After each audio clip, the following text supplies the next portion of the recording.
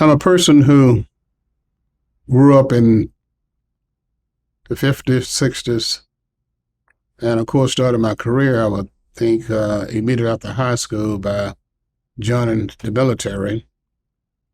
I'm a person who was always cognizant of who I am.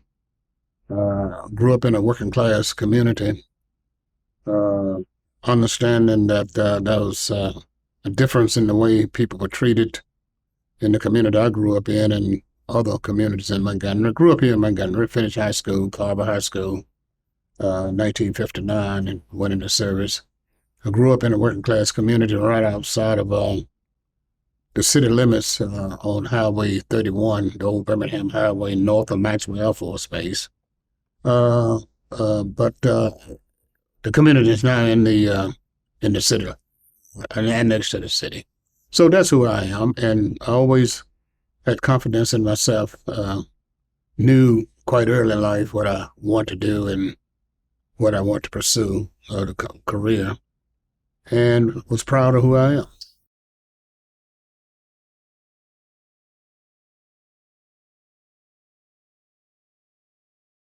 Hunter Station, Hunterstation, still exists. A community that was purchased by a gentleman, I understand, after the Civil War, 600 square acres. The same gentleman that founded and established Madison Park in the northern part of Montgomery. It's the gentleman who bought the land, and everyone migrated from a plantation, I understand, over to that small community and owned their own plot of land and built their own houses. And so it was a wonderful time.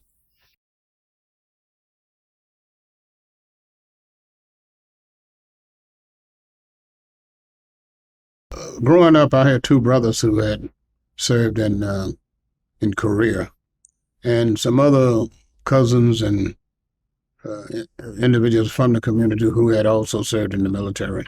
But my two brothers had been paratroopers, and one of them, my oldest brother, had served in the 101st Airborne and Triple Nickel 555, and my other brother served in 82nd Airborne. And so I pretty well knew that I wanted to follow their example.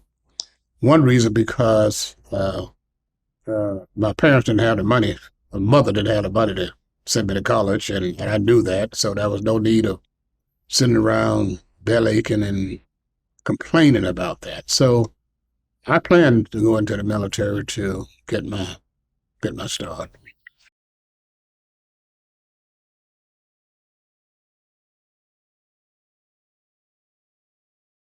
I've been asked this question many times, and I've thought about perhaps the time I thought about going to law school.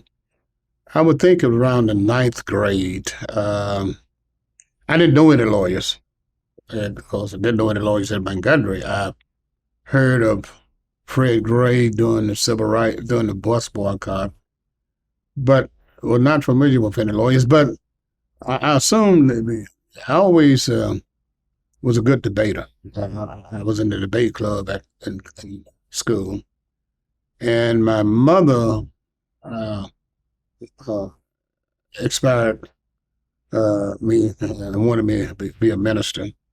That was not my calling. But in high school, in the debate club, I was encouraged by one or two of the teachers that I was pretty good at it, really.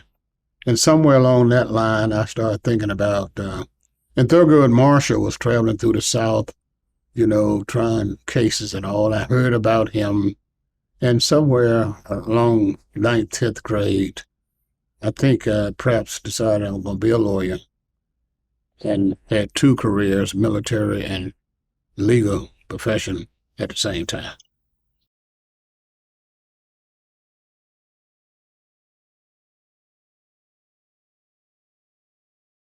Oh, very significant. I was the first African American municipal judge. Mayor Reform appointed me municipal judge around 77, I believe. Uh, a job that I didn't necessarily uh, aspire for because I never thought I'd be appointed. And of course, that was a vacancy, and he contacted me. And how that relationship developed was I was a paratrooper, had been in special forces.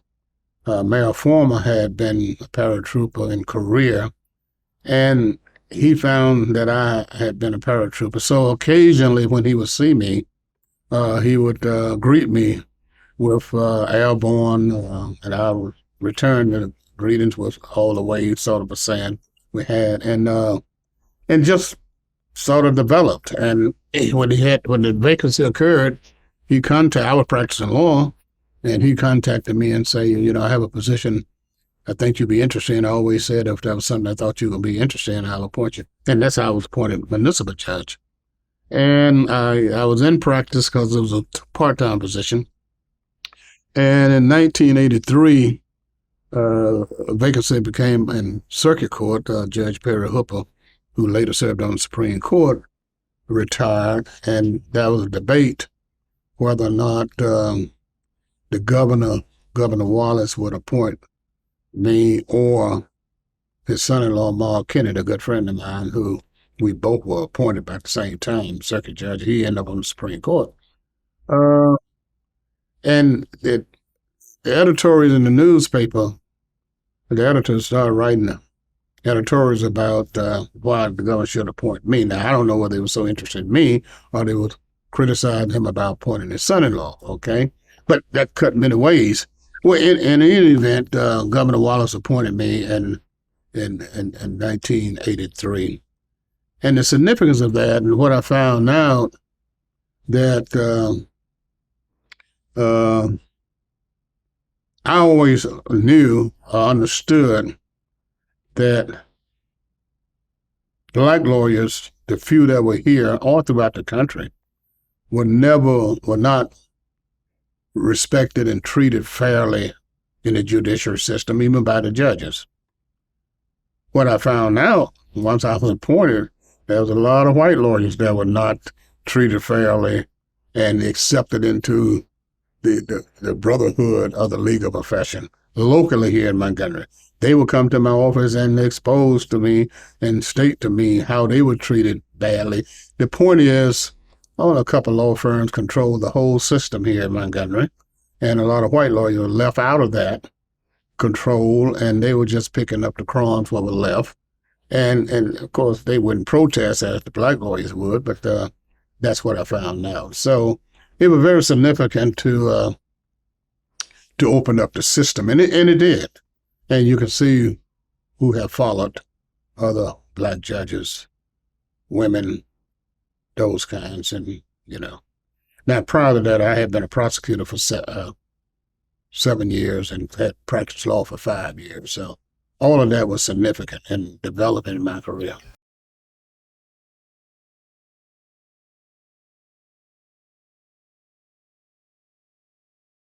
Oh, yes. I'm long recognized that my career and the success I've had in the legal profession is a result of standing on the shoulders of many, many individuals, some local, some statewide, some nationwide.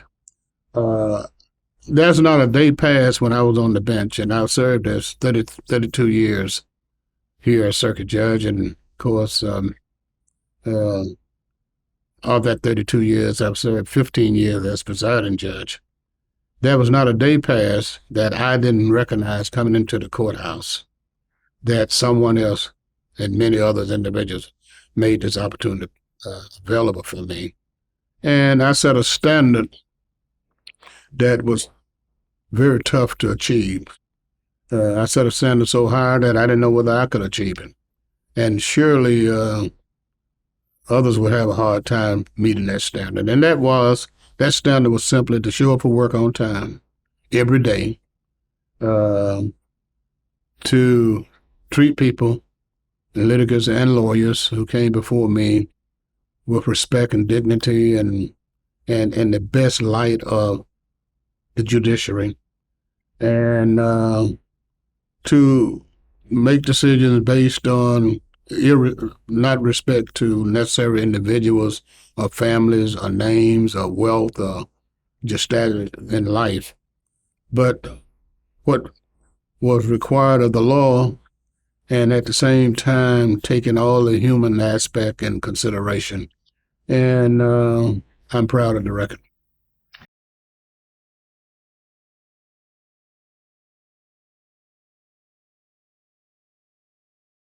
Well, yes, I mean, I was surprised, yes. The attitude of law enforcement was that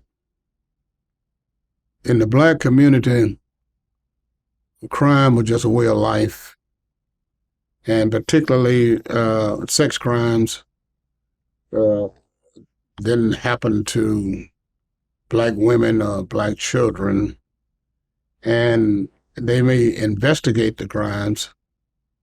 Very seldom they did, but they perhaps investigated the crimes, but they didn't approach them with the same enthusiasm or professionalship they did with investigating crimes in white communities. And I was very sensitive to that. And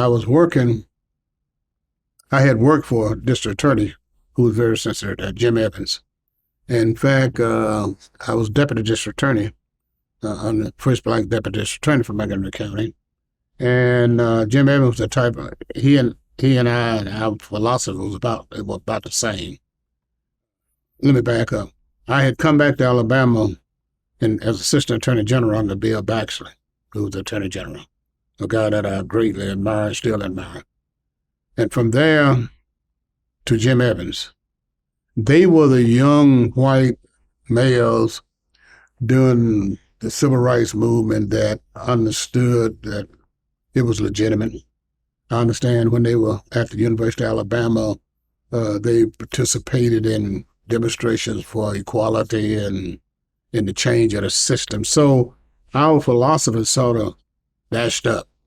And so Jimmy and I set out to treat folks differently in those cases differently. And, and if the officers, law enforcement officers came in and wanted to, because they wanted to go fishing, so they didn't want to try the case because they didn't feel nothing to it. So the question was, why did you file the charges? Why did you go through the process? Why did you develop the case? And so we put a stop to that attitude. And I'm real proud of that and did it in a very bold way. So, yeah, I helped reform some things in the system that I'm proud of.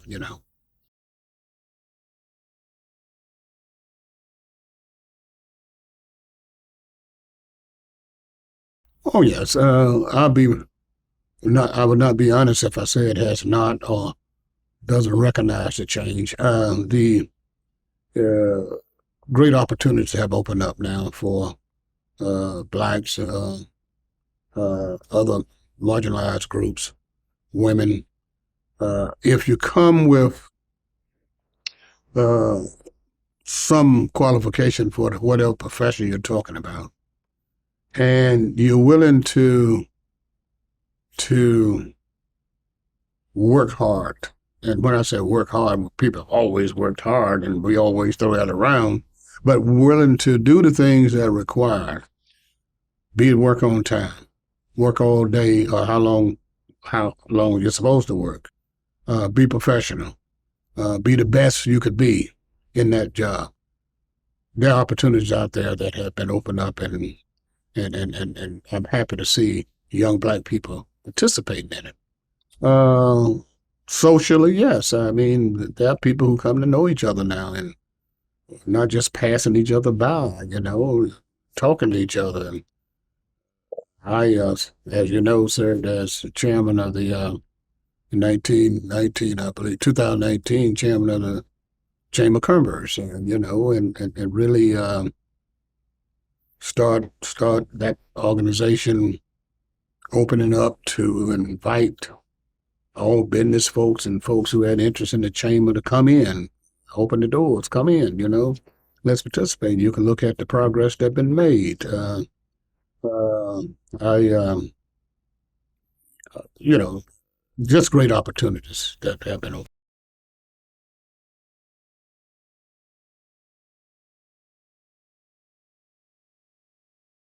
Yes, and not completely open all the way, and everybody not completely treated fairly, but yes, it has. And one of the things about America, and I served overseas in other countries, but always was happy when I got back to America, and basically would see that when I was in Germany, and we were going field field duty and all, and when we come back and get close to the base, the first thing I looked for that flag, and then I knew I was on safe and the ground. So my point is this: that there are opportunities out there. Now, sometimes you have to force your way in, and sometimes you have to press your way through, and that's it's part of the process. And I fortunately pressed my way through.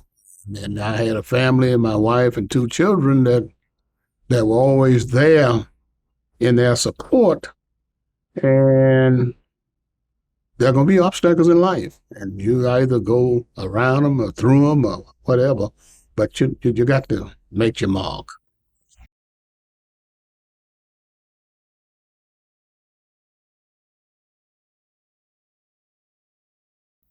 To see both of my children become lawyers. Well, in the career, I mean, yeah, well, my daughter's a graduate of UVA Law School, and my son's a graduate of Creighton Law School. He's full-time municipal judge in Birmingham. Uh, Proud of them, and proud of the fact that I was able to have the kind of career I wanted to have, the legal career, the military career. As you know, I'm a retired uh, judge advocate general officer, lieutenant colonel, and did great work there to make sure people, young soldiers in the military, was treated fair, and never moved to prosecute any of them or court martial any of them, because I was able to always to work through whatever the problem was to keep them in the service and to keep their record intact.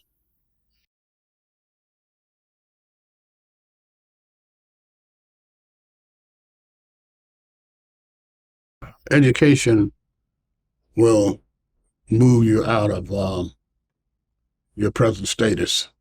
It'll be a way of mobility.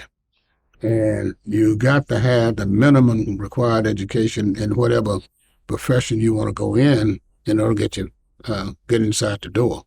After you get inside the door, of course, you got to perform. But I've seen too many young people with ability to do good things. You don't have to do great things. You just have to do good things. And they fail because they're not willing, they're not disciplined enough, they're not focused enough. They don't have the encouragement from relatives and friends and communities that sort of require present an expectation of what you can do, and they fail. And that's what I try to discourage, or that's what I try to work against.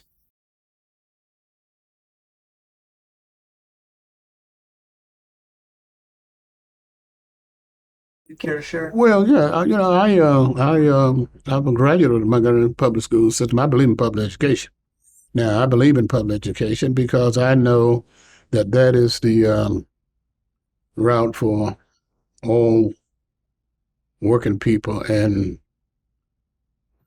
99% of the people in this country, that's how they're educated through the public school system. Montgomery County public school system, when I was on the chamber, the president of the Chamber of Commerce worked very diligently to helping change the mindset of the leaders of the Montgomery public school system to the extent of workforce development, preparing students as they in high school, 10th, 11th grade, their trades that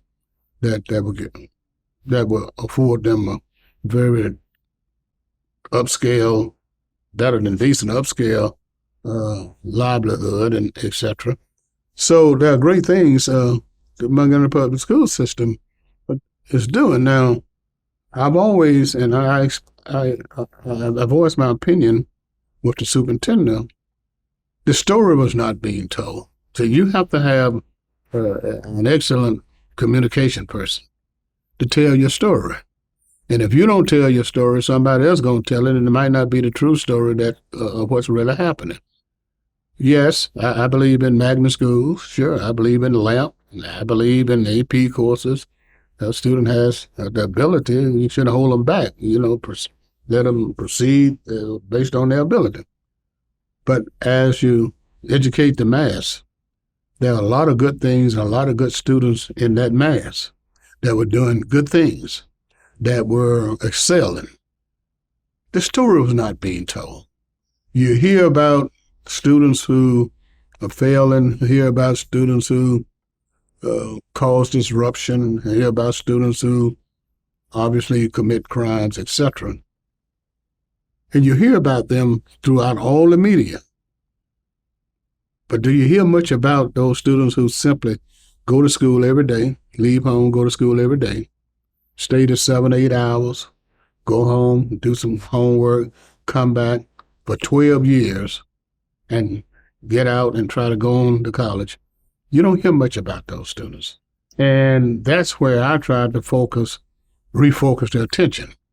The story about those students have to be told. And there are good things coming out of that mass of students that's just not being told, So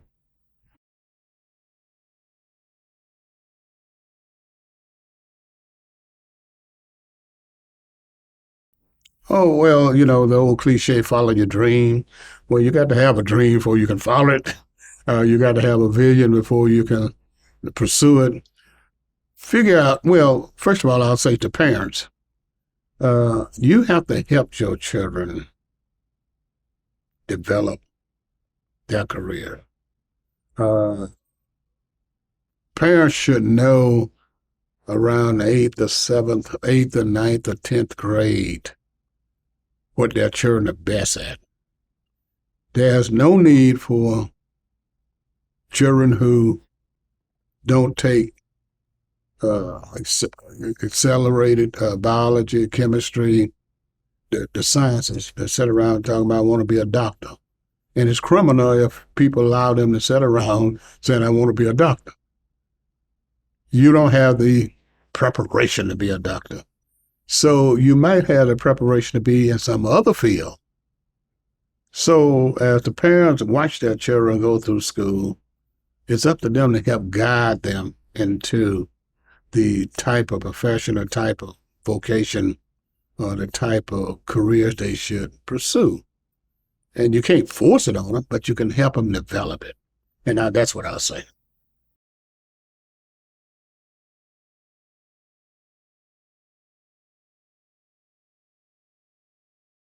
I had been in the military for 6 years before I went to college. And then I finished college in 3 years at Virginia Union University in Richmond, Virginia. I went on to GW Law School and graduated in 2.5 years with honors because I outworked everybody. I went somewhere smarter than the rest of them because I had been out of education for a while, in the military. I just worked harder than they did, And I had a wife and daughter while I was in college and while I was in law school, and I worked at it. And fortunately, I got a chance to go to the Department of Justice. One reason because I graduated with the GPA that was required at the time. I graduated 2.5 years from law school, and then came back here with bachelor. And I was always sensitive toward how people treated black folks and young people. And I was not going to be part of that.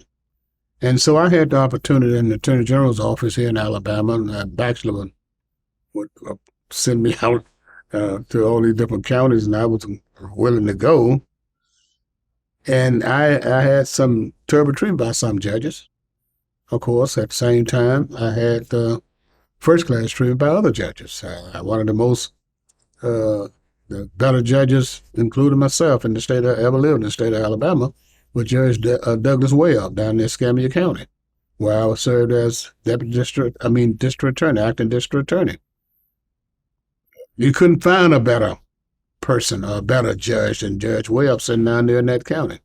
At the same time, in between, that county, Mobile, even on the federal level, there were some judges that the individual had no business being on the bench because they just wasn't going to treat right. So first of all, I love lawyers. Okay, I like lawyers. I think lawyers do a good job of representing people. I mean, people put them down, they have jokes about them, but I'm going to tell you, when you're walking into the courthouse, whatever issue you have and you have a lawyer, you want somebody who, first of all, the judge is going to listen to. I never thought lawyers would come before me and wonder that morning which side of the bed I got up on. Calmly said, what was my attitude? What was, how was I feeling that morning? That's not part of what you out there to represent your client to come before me. Young lawyers, love like young lawyers. I had an open door policy, first of all. In 33 years, no lawyer ever came before me trying to ex parte me on some substantive issue against the other side. On procedure matters, I made it very known I was going to help every lawyer I could on procedure matters because I didn't want any lawyer to have to go before Judicial Inquiry Commission. I didn't want any lawyer to have to. I never filed a complaint against a lawyer with the bar because whatever happened, I was able to get it resolved. They understood me. I understood them. Okay. And so, I taught at Jones Law School for 12 and a half years, adjunct professor. Taught a lot of these lawyers out here. I taught at the University of Alabama Law School trial ad for about 2 years in their trial ad program.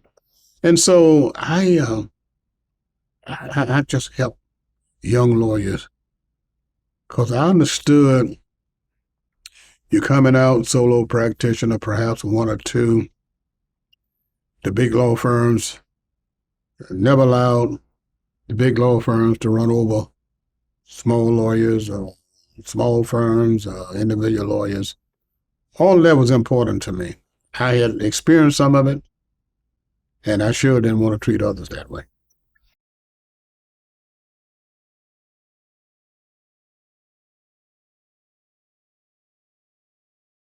Well, the civil rights, I'm where I am now, and what my profession came because of the civil rights movement. And of course, there had been civil rights movements before the one we're familiar with. That was civil rights movement during 1939 when the black officials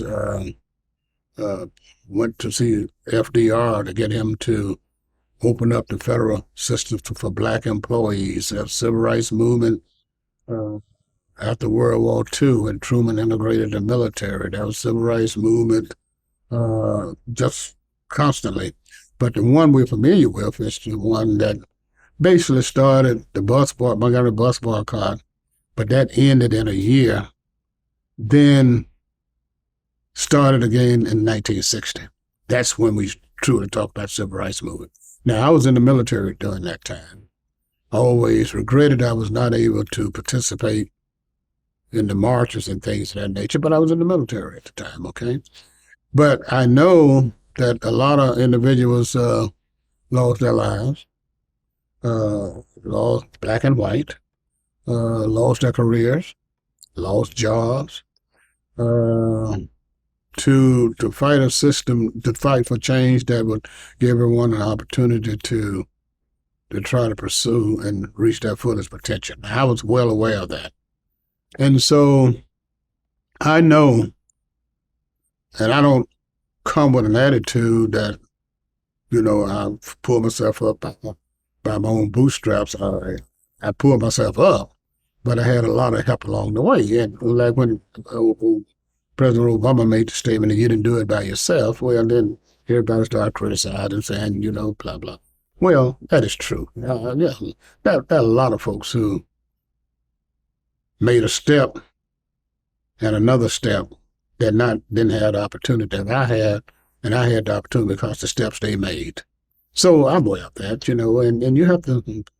I don't get up every day thinking that what I have accomplished, I did all by myself or because of myself. I know others made a lot of this happen. Yeah.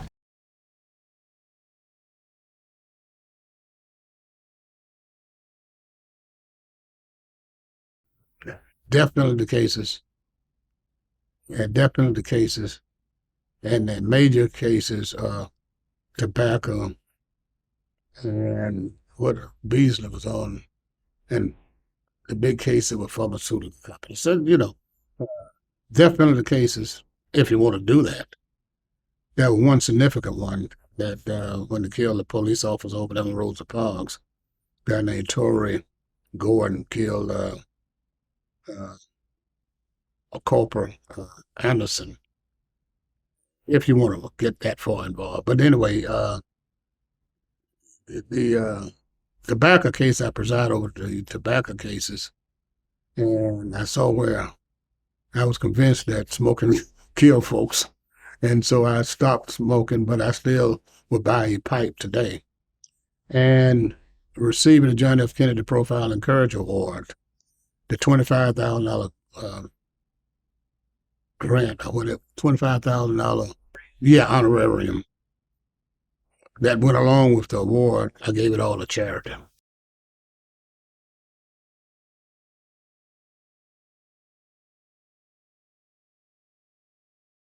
No, I think we covered generally the topics we should have covered as relates to this archive and things in the archive. Now, it's encompassed a lot of what my life. I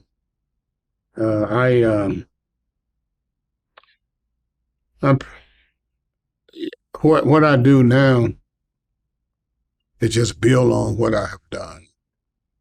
I still lecture to young lawyers and legal legal organizations. I was just the honoree for the Alabama Civil Justice Foundation on May the 26th. Raised $138,000 for that organization. And they do good things. That organization does good things.